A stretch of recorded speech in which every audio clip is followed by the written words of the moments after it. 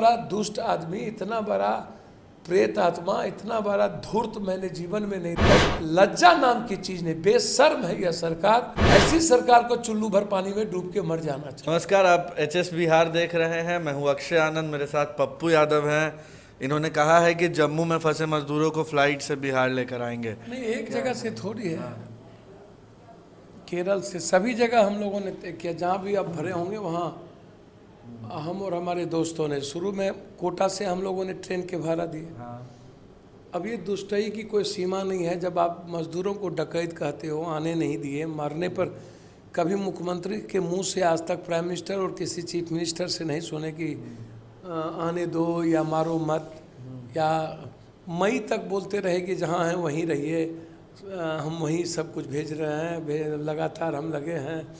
11,000 करोड़ रुपया क्वारंटाइन और मजदूरों पर खर्च किया, सब नेताओं की जेब में गया।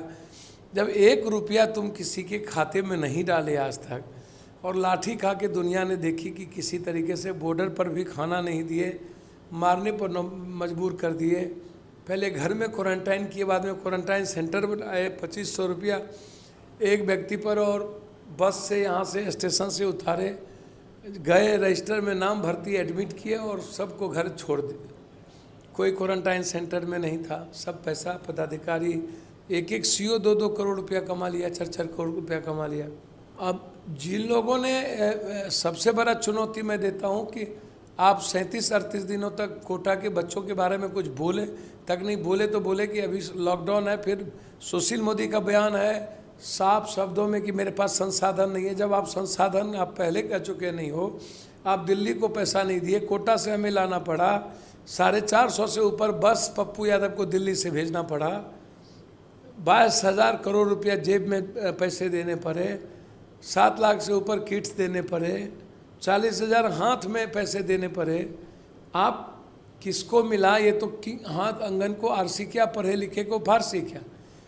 जब दुनिया देखी कि इनके एक भी एमपी रेल मंत्री से नहीं मिले, इनके एमपी नहीं निकले, एमएलए नहीं निकले, जब दुनिया ने देखा कोई मंत्री इतने मौत के बाद, लाठी तांडव के बाद, पैदल जब भूख से परेशान था, आंसू गैस चल रही थी, बिजली पानी काट दिया, तो बिहारी होने के नाते भी आप एक बार फॉर्मेलिटीज, औपचारिकता नहीं निभाई मंत्री में जाने के बाद। अच्छा, आप बसें भेज रहे हैं, फ्लाइट चलाने की बात कह रहे हैं, हर कोई मिलता है सड़क पे तो पूछता है कि पप्पू यादव के पास इतना पैसा आता कहाँ से? सर, इच्छा शक्ति तो, पैसा तो इन नेताओं के पास बहुत है, अकूट है। सबके पर लूटने के आरोप लगे हैं, कोर्ट में किसी का चल रहा है, किसी का कहीं चल रहा है। सारे अकूट संपत्ति अरबों खरबों के हैं। एमएलए लोगों के ऊपर, अभी कई एमएलए हैं जो बलात्कार में फंसे हैं, उसका सीज हो रहा है। इस तरीके से जितने एमएलए जिसको साइकिल नहीं थी, आज वो बड़े से बड़े मर्सिडीज़ पर, स्कॉर्पियो पर चढ़ते हैं, जिसके परिवार का कोई अता पता नहीं था, वो करोड़पति खरबपति है। तो ये तो उनसे पूछना चाहिए। और मेरा तो साफ है कि कौन दोस्त किस अकाउंट में डाल रहा है, कौन दोस्त कहाँ से मदद कर रहा है। ट्रेन में हम लोगों ने कोचिंग से लेके सभी लोग, और उसकी चिट्ठी है कोचिंग वालों ने, कोटा का हमको बाय सोशल मीडिया पर उन्होंने लिखा कि पप्पू यादव जी आप इतना कर रहे हैं तो हम लोग करेंगे, आप चिंता ना करिए। और हम लोग पेमेंट, लोग चंदा देते हैं अपनी इच्छा से, पूरी दोस्त हैं, रिश्तेदार हैं, पूरी मदद करते हैं। जब भी उनको लगता है कि ये बहुत ही पागल आदमी है, ये अपने लिए नहीं जीता है, सिर्फ इनकी ज़िंदगी दूसरों के लिए है। यदि पैसे होते तो मैं लोगों को एक बात बता दूं, बहुत ही क्लियर, इस भारत में एक भी आदमी के आंसू नहीं बहते और अभाव में नहीं जीने देते, मैं उनको बता दूं। और जिन लोगों ने पूछा होगा कि पैसे कहाँ से आते हैं, तो उनके पड़ोसी भी पप्पू यादव से मदद ले गए होंगे, या जानकारी उनको मिलनी चाहिए। तो मैं खुला किताब हूँ। छरदादा और के समय में 9,500 बीघा जमीन, अब 100 बीघा भी नहीं है। 100 बीघा भी नहीं है। हम अगला सवाल यही पूछने वाले थे कि कुछ जमीन लोकसभा चुनाव के टाइम पे बिकी, तो अभी कितना बच रहा है? मतलब कब तक उम्मीद रह सकती है? अभी भी पूर्णिया की लगभग 15 शहर की, टाउन की 10 बीघा जमीन इसमें बेच दी। अच्छा, तो अभी कितना बच रहा है? यानी बचने के लिए शहर में तो बहुत ज़मीन है, गांव में मेरे ख्याल से 50, 55, 60 एकड़ से ज़्यादा नहीं होगा, जो मैं समझता हूँ। बंटवारा होता चला गया। तो इच्छा शक्ति होनी चाहिए कि कैसे हम गरीबों के लिए पागल हों। अब जो जिम्मेदारी सरकार की थी, ट्रांसपोर्ट चलाना चाहिए था।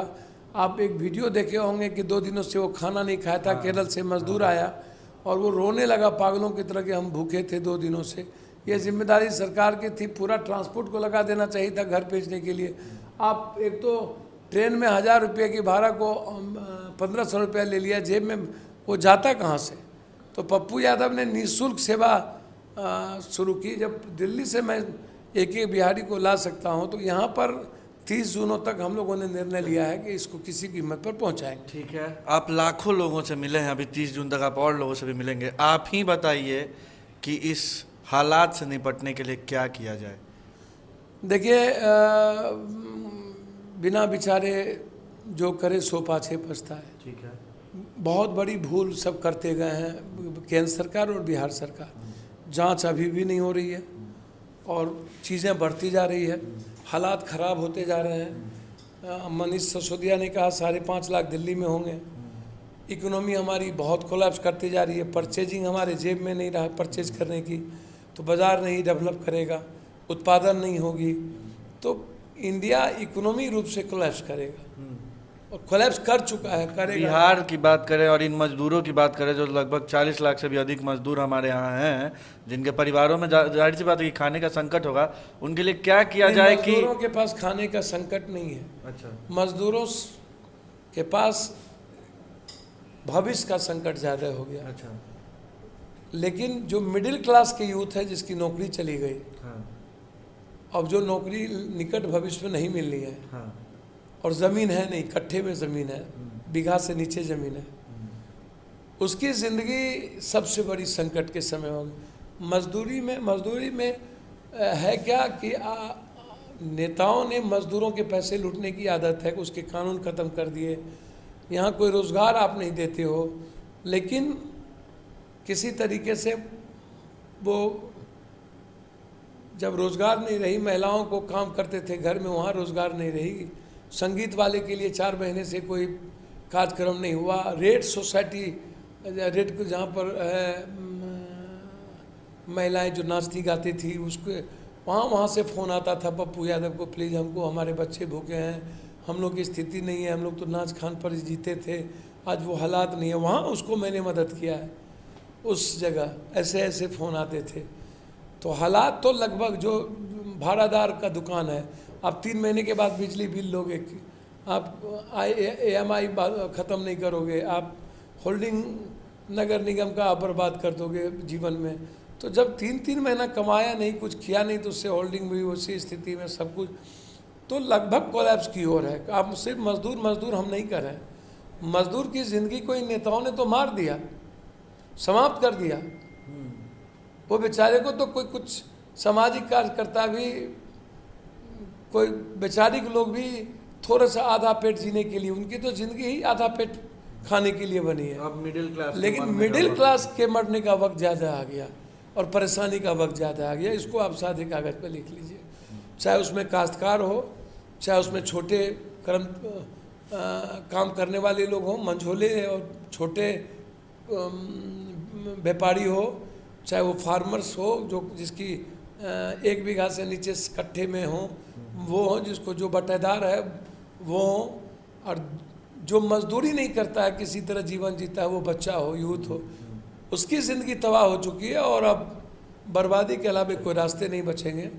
इसीलिए लगातार कुछ न कुछ कि कैसे लोग घर तक पहुँचे, कैसे कुछ हो, इस पर चर्चा। इन लोगों की तरह घर में एक दूसरे को गाली गलौज करते रहना, रोटी बेटी, डकैत तुम डकैत, हम चोर, तुम वहाँ डकैत, हम तो ये करने का वक्त नहीं है। अभी सॉल्यूशन ढूंढना चाहिए कि हमें क्या करना है, रोज़गार कैसे होगी। और सुशासन बाबू को 15 साल में कभी भी उद्योग नीति का पता ही नहीं चला। चुनाव है 2 महीने के बाद, तब इनको उद्योग नीति का पता चलता है। इतना बड़ा दुष्ट आदमी, इतना बड़ा प्रेत आत्मा, इतना बड़ा धूर्त मैंने जीवन में नहीं देखे हैं। और लज्जा नाम की चीज़ नहीं, बेशर्म है यह सरकार, लज्जा नहीं है, लोक लज्जा नहीं है। ऐसी सरकार को चुल्लू भर पानी में डूब के मर जाना चाहिए। चलिए, पप्पू यादव से हम बात कर रहे थे, लाखों लोगों से मिल चुके हैं, हालातों का हिसाब दिया है। बेहद ही जायज़ बात है कि फ़िलहाल सॉल्यूशन ढूंढने पे मेहनत करना चाहिए। आप एचएस बिहार के साथ बने रहें, आपका बहुत बहुत शुक्रिया।